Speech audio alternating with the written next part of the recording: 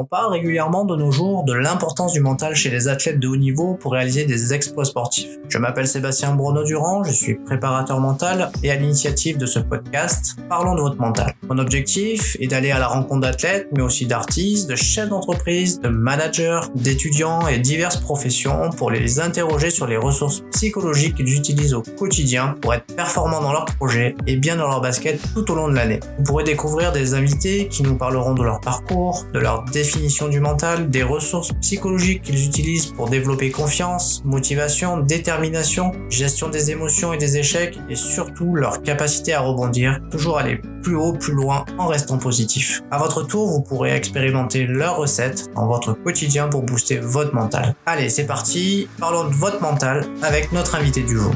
Salut Christina, écoute, je suis ravi aujourd'hui de t'accueillir sur le podcast Parlons de votre mental. Honoré de pouvoir accueillir une judokate inscrite du coup sur les athlètes de haut niveau d'Italie. Et écoute, je te laisse la parole et je te laisse te présenter un petit peu.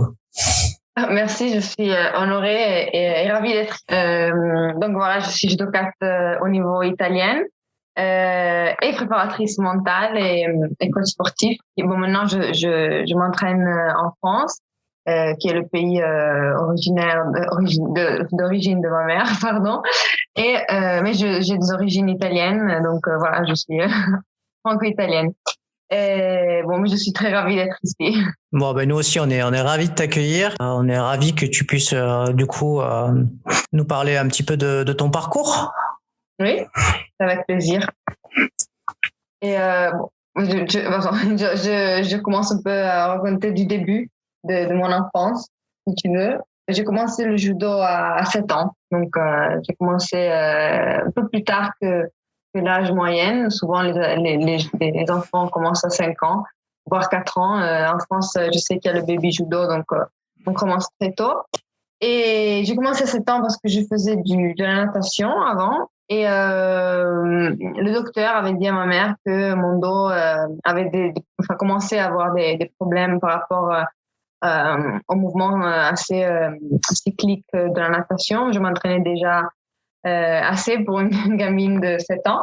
Et donc, j'ai commencé à faire du judo qui était juste à côté de la piscine. Donc, comme j'avais déjà essayé dans un centre d'été, ma mère m'a amenée au judo et j'ai commencé comme ça toute l'aventure.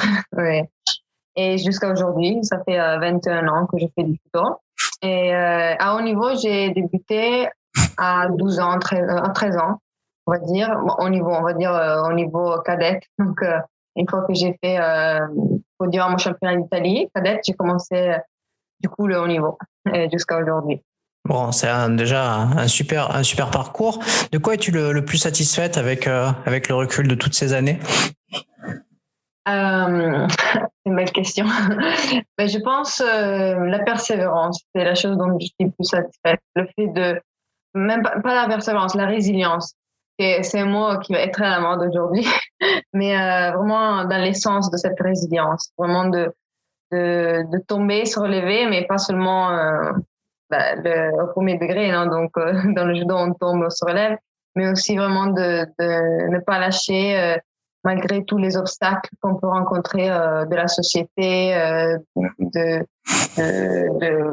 voilà, plein de choses qui peuvent arriver dans le sport de haut niveau. Et le fait d'avoir continué à avoir cette résilience, je suis fière. Voilà. Alors c'est vrai que dans le judo, on retrouve plein de valeurs qui sont totalement transférables dans la vie du quotidien, dans la vie professionnelle, et une belle discipline sportive du coup à intégrer dès le plus jeune âge. Oui, c'est vraiment un sport, plus qu'un sport, une activité sportive, c'est aussi un art martial. Donc, comme tous les arts martiaux, il y a vraiment, sans enlever quelque chose à d'autres sports, mais les arts martiaux ont vraiment un sens qui est caché derrière et qu'on commence à comprendre après, pas tout de suite. Quand on est très jeune, on pense à jouer parce que le judo nous permet de faire des choses qu'on peut pas faire dehors, comme on est pieds nus, on fait la bagarre entre guillemets sans se faire mal. Et on fait des jeux, je me rappelle, c'était très amusant. Voilà, il y avait quand on est jeune, on se rend pas compte. Après, tout doucement, avec la vie, je me suis rendu compte que j'avais intégré automatiquement, sans trop me prendre la tête, des valeurs et des façons de voir le chemin, la vie, etc. Différents que les autres personnes. Sûrement, c'est le sport en général qui donne ça, mais le judo et les arts martiaux, je pense qu'ils ont ce truc en plus que, voilà, je pense qu'aujourd'hui, il faut vraiment, surtout avec la crise Covid, le développer chez les plus jeunes. Avec l'ensemble de ton parcours, est-ce que ça t'est arrivé de rendre possible des choses qui te semblaient être impossibles? Oui, j'espère dans le futur plus, mais déjà dans mon passé de sportif, oui. Enfin, ça dépend de tout ce qu'on conçoit comme impossible, on va dire. Il y a beaucoup de choses qu'on pense impossibles au début, et après on arrive à les atteindre, à les faire, à les accomplir, et après on augmente comment dire en français là, du marche ce qu'on pense qui est impossible, et on augmente toujours plus. Donc oui, si je regarde ma petite fille qui avait 7 ans, sûrement j'ai accompli des choses qu'elle pensait étaient impossibles. La fille de 14 ans aussi, la fille de 16 ans aussi. Et aujourd'hui, enfin, c'est pas impossible, je pense que c'est pas vraiment le juste mot. Tout est possible, mais des choses qui sont peu probables, on va dire. Enfin, impossible pour moi, c'est une façon de dire, c'est pas réel. Impossible n'est pas en français, mais non plus italien. Mais voilà, donc je pense que tous les marches qu'on fait dans un chemin au début nous paraissent difficiles, et après on les atteint, on augmente on fait une marche de plus. Ça a été difficile pour moi à un moment donné de réussir à perdre du poids. Ça c'est une chose très compliquée du judo et des sports comme la boxe à catégorie. Enfin, on se retrouve à devoir perdre beaucoup de poids parce qu'on est dans une phase de changement de physique, donc on peut augmenter de poids, diminuer de poids, ça dépend aussi des aléas de la vie. Et je me suis retrouvée à devoir perdre beaucoup de poids. Aujourd'hui, j'ai changé de catégorie, donc je n'ai plus ce problème, mais je veux pas dire que c'était bien de perdre tout ce poids pour une compétition, parce que avec le recul que j'ai maintenant, j'aurais changé de catégorie avant. Je faisais les 57 kilos, maintenant je suis en 63 kilos. Mais je pensais pas de réussir à pouvoir, d'être en forme pour certaines compétitions. Donc j'ai vu vraiment mon corps, comment il pouvait suivre ma volonté, on va dire. Et ça, pour moi, c'est des choses que peuvent paraître impossibles. Et en fait, on se rend compte que la volonté peut nous pousser, notre corps où veut. Mais voilà, c'est assez compliqué de parler de ça parce qu'il y a quand même un côté de bien-être, de santé derrière. Il y a une limite.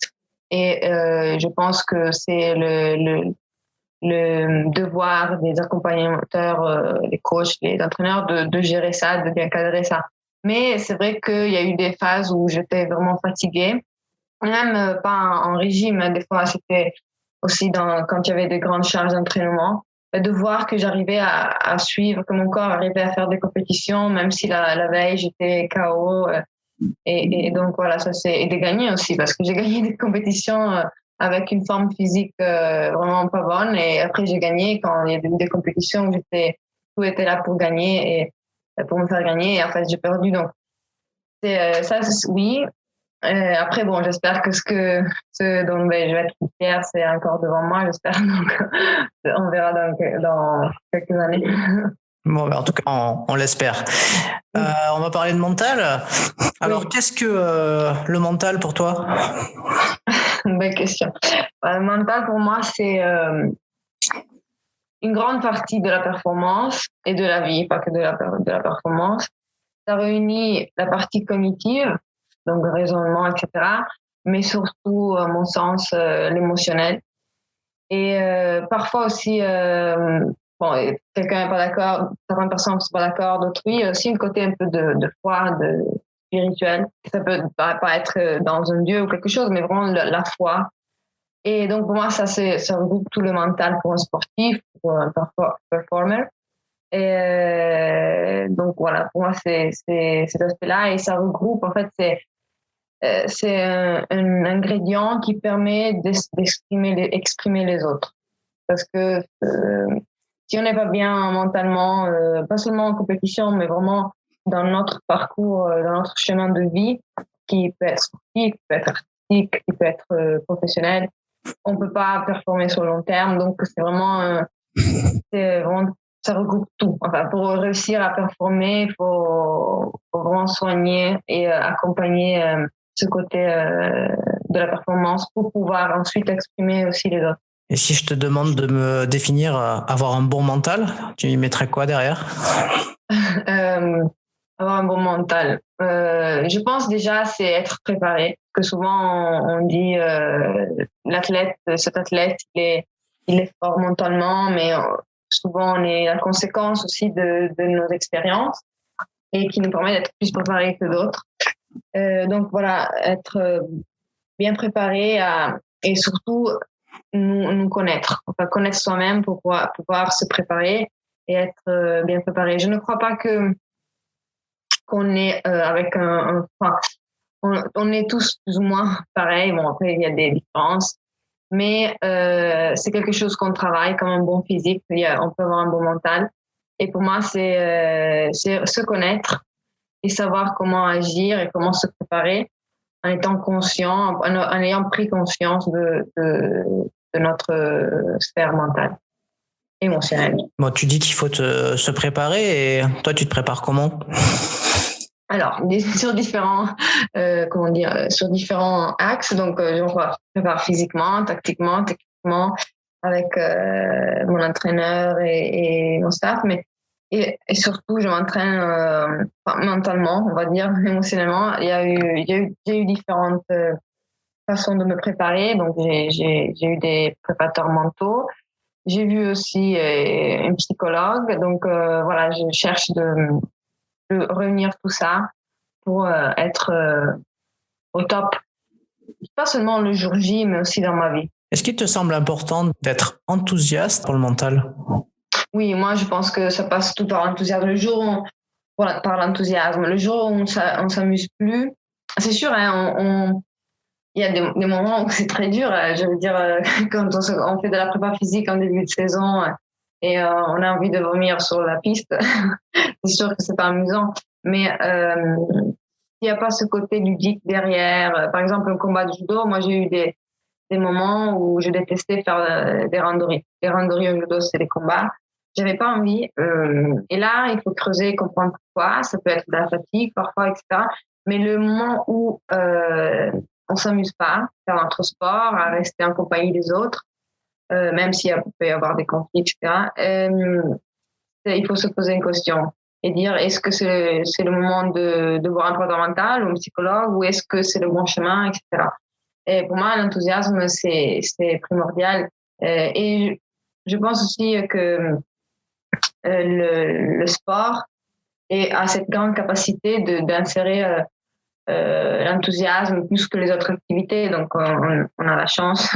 Mais la vie d'athlète est très, très dure.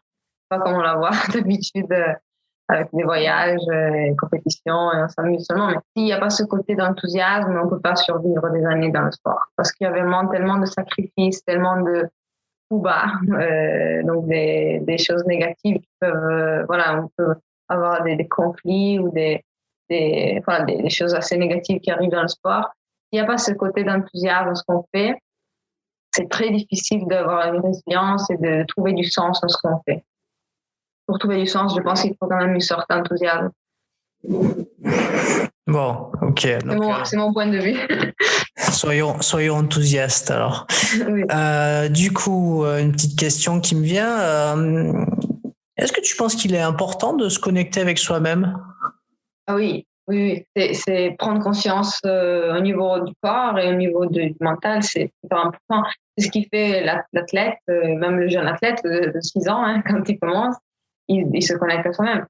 Donc, je pense que c'est la base du sport, bien qu'il y ait des déviances parfois, mais je pense que c'est très important, oui. Moi, je le fais grâce à la méditation, la mindfulness, et avec la prise de conscience dans les parcours en psychothérapie ou en préparation mentale que j'ai fait. Et je pense que c'est très important et c'est le seul moyen de se ramener au présent quand tout va mal. Enfin, c'est très important quand il y a des phases dans la vie d'athlète, mais pas que dans la vie de tout le monde, où on perd un peu de vue nous-mêmes. Et donc, on est plus axé sur l'extérieur que sur l'intérieur.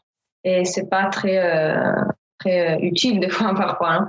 Et donc, se connecter à soi-même, c'est la seule solution pour redémarrer sur de bonnes, comment dire en français, sur de bonnes bases. Voilà. On parle de plus en plus de la confiance en soi. Est-ce que tu pourrais nous parler un peu de la tienne? C'est compliqué à expliquer. Je pense que c'est un long travail, la confiance en soi. Ça dépend pas que du sport. Ça dépend du passé, donc de tout ce qu'on a pu vivre aussi dans le passé en tant qu'enfant, adolescent et athlète après ou adulte. Et athlète, adulte, etc. Ça dépend des personnes à quel moment de leur vie sont. Mais en ce qui me concerne, j'ai eu des moments, enfin souvent, j'ai eu des moments où je manquais de confiance en moi.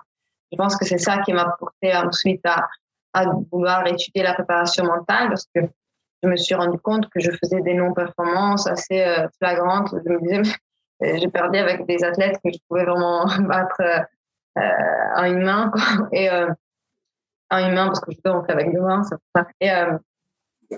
Et donc, oui, j'ai eu des moments comme ça, mais grâce aussi à un travail que j'ai fait, on peut la reconstruire, en fait. C'est pas quelque chose qui est déterminé. Donc, moi, j'ai eu des moments où j'ai eu vraiment beaucoup de confiance en moi et ça a payé. D'autres moments, des phases dans ma vie où c'était un peu moins fort. Et enfin, il y a des aléas dans le parcours. Et l'important, c'est dans ce parcours de se comprendre et se connecter à soi-même, voilà, et comprendre comment faire pour l'amener toujours vers le haut. Et ce que je pense tous les athlètes font, qui ont fait du sport consciemment. Enfin, justement. Donc pour moi, pour le moment, ça va. Donc j'ai eu des moments très bas mais des moments où je suis confiante. Dans les moments bas, comme tu dis, comment tu as fait pour garder confiance? Avec celle qui me restait. J'ai eu la chance d'être bien entourée. Donc, les personnes le staff, les personnes qui m'ont été à côté m'ont permis de ne pas lâcher et de voir les choses comme pas définitives, que de voir les difficultés comme une partie du parcours et pas comme la fin d'un parcours. Donc, on dit, voir les obstacles comme des marches, non? Donc, j'ai appris, c'est ça, pour ça que je suis fière de ma résilience, que j'ai appris que tous les obstacles que j'ai rencontrés, au final, c'était une façon de m'améliorer encore plus et de retrouver des ressources que je ne connaissais pas de moi lors de ces moments-là. Donc, à un moment donné, ça devient un peu une habitude. Je ne sais pas comment expliquer ça. Ça ne doit pas être une habitude à la défaite, hein, mais ça devient, à un moment donné, quand on commence à comprendre, on prend confiance. Moi, j'ai pris confiance dans l'erreur aussi. Et bien qu'au début, il y a toujours une phase très difficile. Mais voilà, l'entourage, je pense, et surtout j'ai la chance d'avoir une famille qui m'a toujours, il m'a toujours motivée et était toujours derrière moi, au-delà des défaites ou des victoires. Et donc ça, je pense que ça a joué vraiment beaucoup, le fait d'être entourée. Et aussi je pense aussi une grande foi. Je parlais de la foi. Je pense que ça joue beaucoup cette foi sur le moment où on est vraiment dans les moments plus bas. C'est ça qui nous permet de rebondir aussi. Est-ce que dans ton parcours, tu as dû t'affranchir à un moment donné ou à un autre du regard des autres? Affranchir, ça veut dire éliminer, faire semblant que... Oui, je pense tout le long de mon parcours. Oui, non, ça oui, c'était quelque chose j'ai dû apprendre très vite à ça, parce que malheureusement, on ne choisit pas le milieu on ne choisit pas les partenaires d'entraînement, on ne choisit pas les environnements. Donc, après, quand on est adulte, oui, mais quand on est jeune, moi, j'ai commencé le judo sans avoir, je voulais pas gagner les JO quand j'ai commencé. J'ai commencé pour, c'était un jeu. Donc, après, les rêves commencent à venir quand on commence le haut niveau. Mais j'ai dû faire preuve de ça, je pense, tous les années de mon expérience de judokate. Et ça, c'est important parce que quand on dit que l'environnement peut vraiment influencer l'athlète, je pense que c'est vrai, vraiment, et la confiance, je pense qu'elle est touchée aussi par ça. Il y a des athlètes qui sont moins confiants que d'autres. Il y a des athlètes qui sont moins résilients ou qui sont plus résilients que les autres, parce qu'on peut avoir deux différentes actions. C'est aussi à cause de ça, ou grâce à ça, hein. Je ne sais pas, il faut voir les points de vue, mais moi, j'ai dû, tout le long de mes carrières sportives, j'ai dû faire ça. Le sport, c'est quand même, nous, on est un sport de combat, donc on est toujours mis en face à un adversaire. Donc, c'est normal et il faut accepter qu'il y ait des conflits implicites, tacites, qui peuvent naître, etc. Et surtout, aussi, j'ai dû faire abstraction, on va dire, ce que les gens pensaient à l'école. Parce que, voilà, en Italie, il n'existe pas le sport de haut niveau. Donc, il n'existe pas les pôles espoirs, les pôles France, etc.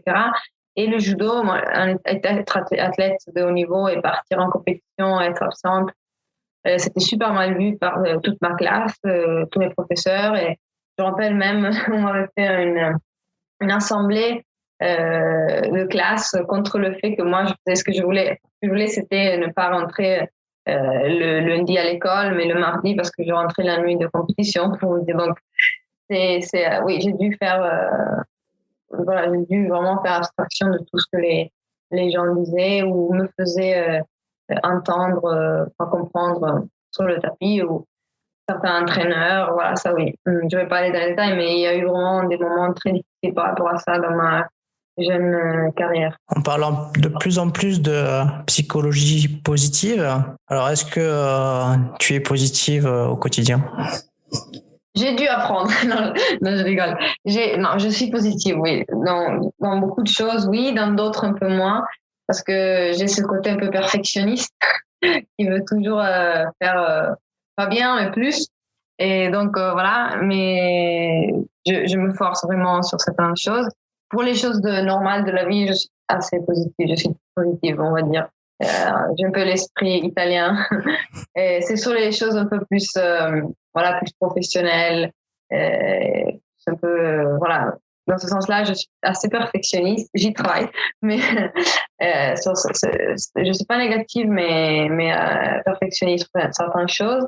Qui n'est pas, je suis consciente que c'est pas bien. Mais pour les choses de la vie simples, je cherche toujours la convivialité. De voir toujours le bon côté, même si j'ai parfois un réflexe un peu toujours perfectionniste. Mais après, en réfléchissant, en prenant du recul, je cherche toujours de voir le côté positif. On va parler de motivation. Est-ce que tu as des trucs pour te motiver au jour le jour ? Oui, alors, pour le sport, toujours. Le sport, le professionnel, le personnel. Oui. Pour moi, alors déjà, une chose qui me motive, c'est la bonne ambiance. Quand je vais m'entraîner, il y a une bonne ambiance et je sais que je vais m'amuser, ça me motive. Déjà, pour le sport, ça me motive beaucoup. Et je visualise. Donc, je visualise, je fais de la visualisation mentale. Donc, cela me motive. Je faisais ça depuis que j'étais petite. C'était une chose, je me rappelle, je m'imaginais gagner, j'avais les frissons. Donc, c'est quelque chose que je faisais déjà, je pense, à 13-14 ans. On va dire que la chose qui me démotive souvent, c'est la fatigue, parce que ce qui me démotive, voilà, je me sens fatiguée, donc parfois je ne suis pas à 100% dans ma motivation Ça peut être professionnel, ça peut être sportif. Et là, je cherche de m'activer et de prendre vraiment du temps pour me reposer quand je peux. Et ça, déjà, ça me motive parce que le fait de faire du judo à soi-même, ça me motive. Donc, il n'y a pas grand-chose à faire pour me motiver à faire du judo. Mais pour avancer, pour aller de l'avant dans le parcours de compétition, c'est vraiment la visualisation et m'amuser sur le tapis. Si je m'amuse pas et si je vois pas le fait de faire un bon travail, de rentrer chez moi et de dire j'ai fait ça, j'ai réussi à améliorer ça, même si je vois que j'arrive pas dans un truc, ça m'arrive par exemple en ce moment, que voilà, après le Covid, je dois reprendre certains automatismes. Voilà, par exemple, sur certaines choses, je suis plus sur la défensive dans mon combat, donc c'est pas bien. Donc voilà, le fait de voir qu'il y a des choses à changer. Sur le moment, comme je suis perfectionniste, mon entraîneur peut le témoigner, je m'énerve parce que, pas je m'énerve, mais il me dit quand même, j'ai perdu certains trucs et tout. Après, c'est pas tout vrai parce que si je regarde, j'ai pas perdu tellement à cause du Covid, mais après, je rentre chez moi et je réfléchis, je dis quand même, j'ai amélioré ça aujourd'hui. Donc, le fait de me dire que je suis en train de faire du bon boulot et de accomplir des tâches et de m'amuser parce que il faut avoir la chance d'avoir des partenaires d'entraînement qui sont cool, on va dire, mais le fait de m'amuser, être dans une bonne ambiance et de voir que je fais le taf, ça me motive. Et surtout, là, en ce moment, après le Covid, qui m'a aidé à me motiver, c'est aussi penser à le fait c'est ça, ce que je viens de dire, de faire le taf et tout, mais aussi de dire ça me manque, non, de faire des compétitions, de partir à l'étranger, voilà, toute cette aventure des tournois, c'est quelque chose qu'on vit que quand on est athlète ou entraîneur, mais même un entraîneur, c'est pas la même chose. Et donc, ça motive à continuer, ça oui. Est-ce que, selon toi, tu penses qu'il faut avoir un plan pour réussir ? Oui. Je pensais pas ça au début. Au début, je me posais pas de questions. Au début, je veux dire jusqu'à après la fac.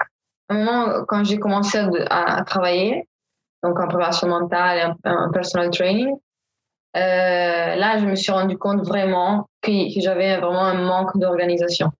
Et je me suis dit, j'ai compris que mon mal-être, mon malaise, j'étais pas bien dans mon parcours parce que en fait, j'avais rien prévu au niveau de financement, au niveau d'organisation par rapport à certaines choses parce que avant j'étais dans un club, on me faisait ma prépa physique, j'allais à l'entraînement, je m'entraînais, on se posait pas de questions quand on est junior et voire des premières années seniors, on s'entraîne sous les ordres entre guillemets des entraîneurs.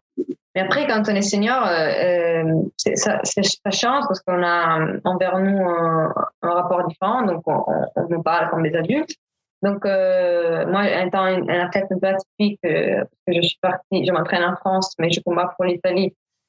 Et donc, je dois gérer toute ma préparation. Je délègue, mais je dois quand même m'organiser avec les personnes qui me suivent à être prêt mentalement, physiquement, techniquement, etc. Et je me suis rendu compte que voilà, il y avait vraiment une partie de préparation, pas préparation mentale, mais vraiment une préparation, des préparations, une organisation que je n'avais pas du tout. Et ça me mettait mal à l'aise mentalement. Et c'est pour ça que pendant une année, j'ai vraiment mal performé parce que j'étais vraiment fatiguée en n'étant pas organisée. Et donc, dans le petit, il faut se préparer physiquement, tactiquement, stratégiquement, mentalement, physiquement, etc. Et dans le plus vaste, en général, il faut vraiment organiser ces préparations-là. Donc, pour des sports, ça peut être même la recherche des sponsors, de financement, quelle compète faire, quelle compète ne pas faire. Et je pense que c'est important. Peut-être quand on est plus jeune, non, parce qu'on a beaucoup plus d'énergie et c'est les autres qui le font pour nous. Mais après, oui, surtout dans la catégorie senior, oui. Alors, on va te parler un peu gestion des émotions. Est-ce que ça t'est déjà arrivé de connaître la pression ou du stress ? Ah oui, je connais par cœur. Oui, alors, on va dire que je ne suis pas l'athlète le plus fort. Enfin, je ne suis pas l'athlète qui est mentalement froid, on va dire. Je suis vraiment une athlète qui a beaucoup d'émotions, parfois négatives, parfois positives, et j'ai vraiment dû apprendre à les gérer. je prends aujourd'hui encore, hein, je pense que c'est un long parcours, ça dure une vie, je pense. Mais j'ai commencé très tôt à devoir gérer les émotions. Au début, j'avais vraiment du mal. Quand j'ai commencé le haut niveau en cadette, je me rappelle, je vomissais. Je me rappelle encore la finale en classe de 3 que j'avais fait au championnat d'Italie. Et mon entraîneur m'avait demandé d'aller dehors et courir. Parce qu'en courant, si j'étais dans l'activité, j'étais activée. Mais en fait, on avait vu que j'avais plus envie de vomir. Et le problème, c'est qu'au judo, si tu vomis, t'es disqualifié, mais de toute la compétition. Donc, on peut pas vomir sur les tapis, sinon la compétition est terminée. Donc, mon entraîneur, avant la finale, je devais faire, je pense, avec la championne d'Italie, et il me dit d'aller dehors et de faire des sprints, continuer à faire des sprints, à courir. Et moi, j'avais la finale après, j'ai dit, je vais être KO avant de monter. Et en fait, c'était la seule façon de ne pas me faire vomir. J'ai pas vomi, j'ai gagné en 10 secondes parce que j'avais pas envie de vomir et j'ai gagné comme ça. Donc, déjà au début, c'était dur. Tout doucement, les émotions et la gestion des émotions a changé tout le long des années. Et aujourd'hui encore, mais je pense que tous les athlètes, chaque compétition est différente. Donc, il y a des fois, on fait des erreurs à cause des émotions. Ça m'est arrivé. Et donc voilà, je pense que se connecter à soi-même, c'est aussi voir et essayer de comprendre comment je laisse exprimer cette émotion, si elle s'exprime pas dans le corps, etc. Et par rapport à ça, comprendre comment faire pour la gérer et comprendre, peut-être pour d'autres personnes aussi, comprendre d'où elle vient cette émotion. Donc, je pense que c'est très important de se connaître soi-même pour pouvoir faire ce travail. Et moi, ça m'arrivait souvent de devoir faire face au stress. Mais le stress, je le subis plus, je l'ai plus perçu, on va dire, dans le judo qu'en dehors. En dehors du judo, beaucoup moins, mais sur le tapis, c'est quelque chose. J'ai dû apprendre vraiment à le gérer. Alors sur le tapis, je suppose que tu as besoin d'être concentré. Comment tu fais pour l'être et le rester? Pour moi, c'est plus compliqué de l'être que de le rester. Dans le sens, c'est plus facile. Une fois que je suis concentrée, c'est difficile de me concentrer. Mais par contre, si je pars et je suis pas concentrée, ben c'est compliqué. Donc si je pars bien concentrée, ça va. Et j'ai des techniques. Je me parle. C'est pas que je me parle en dialogue, mais vraiment je dis des choses dans ma tête qui me permettent de rester focus et avant de monter. Juste avant, hein. Et un peu avant, je me relaxe parce que sinon j'arrive très fatiguée. Les compétitions de judo, ça peut commencer à 9h et finir à 19h. Donc, si on est concentré tout le temps, on va pas y arriver. Donc, moi, je cherche quand même de me relaxer entre les combats. Et je sais que si je fais pas ça, j'arrive vraiment fatiguée mentalement parce que mon cerveau assez vite. Donc, si j'arrive pas à le calmer quand il faut, j'ai plus d'énergie lors du combat et énergie mentale. Et c'est pas une routine, mais je me dis certaines choses qui me permettent de rester focalisée et de pas laisser mon cerveau partir dans tous les sens, parce que ça, c'est mon truc, que quand je suis stressée, je pars dans tous les sens. On entend souvent dans le monde du sport et maintenant aussi dans le monde de l'entreprise qu'il ne faut rien lâcher. Qu'est-ce que tu en penses? C'est une question assez simple, mais je ne sais pas quoi répondre. C'est sûr que la résilience veut dire la persévérance, veut dire ne rien lâcher, mais parfois il faut lâcher prise. Je pense. Il y a des moments où c'est bien. Moi, j'ai accepté d'être une athlète que parfois a dû s'arrêter pour mieux repartir, je veux dire. Donc, le rien lâcher, oui, mais là où ça ne devient pas, une obsession. Si ça devient une obsession, c'est pas bien. Ça veut dire qu'on n'est pas en train de s'amuser, voilà. Donc, oui, je pense que tout est relatif. Il faut vraiment passer par ce travail sur soi et de connaissance de soi pour comprendre où on est.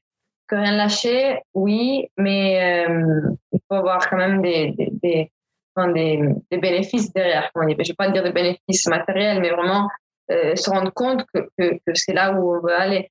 Non, ça devient une obsession et ça peut être pour certains athlètes, la victoire a été une obsession et ils soirées, mais je pense pas que ça a été qu'une obsession pour certains athlètes. Moi, je pense que le jour où on se dit c'est un poids, faire quelque chose, vraiment un poids, pas que être fatigué à faire de la prépa physique, mais c'est quelque chose qu'on sent à l'intérieur. Et rien lâcher, oui, mais là où ça devient malsain, non. On arrive sur la fin de ce podcast et j'ai envie de te demander si tu as une citation qui t'inspire et qui te guide au quotidien. Une citation qui m'inspire au quotidien. C'est difficile ça, quand même. Je devais réfléchir avant quelque chose comme ça. Je pense qu'il faut les choses faites avec enthousiasme, avec du sens. Enfin, si on fait quelque chose avec c'est pas une citation, hein, je dis une phrase comme ça pour la dire, parce que je passe sous mes yeux une citation, mais si, quand on fait des choses avec du sens et de l'enthousiasme et de la préparation, je pense que rien n'est impossible. On peut aller où on veut. Merci beaucoup, Christina, pour ce temps que tu auras passé avec nous. Et merci à vous. Écoute, je te souhaite une bonne continuation et une bonne préparation pour tes compétitions à venir. Et puis, j'ai envie de dire, Forza Italia pour ce soir, pour la finale de la Coupe d'Europe. Forza Azzurri. Grazie mille. Je suis très contente d'avoir participé à ce podcast et j'espère que mon français est compréhensible au maximum. Et merci pour m'avoir invité. C'était parfait, Christina. Ton français est parfait. Je te souhaite une bonne fin de journée. À bientôt, Christina. À bientôt. Au revoir. C'était Parlons de votre mental, votre podcast pour explorer les ressources psychologiques et outils de préparation mentale utilisés par nos invités, qui, j'espère, t'auront inspiré pour les expérimenter dans ton quotidien. Si toi aussi, tu souhaites partager tes expériences et comment tu t'y prends pour booster et muscler ton mental, n'hésite pas à me contacter. Et si tu as apprécié ce podcast, je t'invite à le liker, laisser un commentaire et à le partager.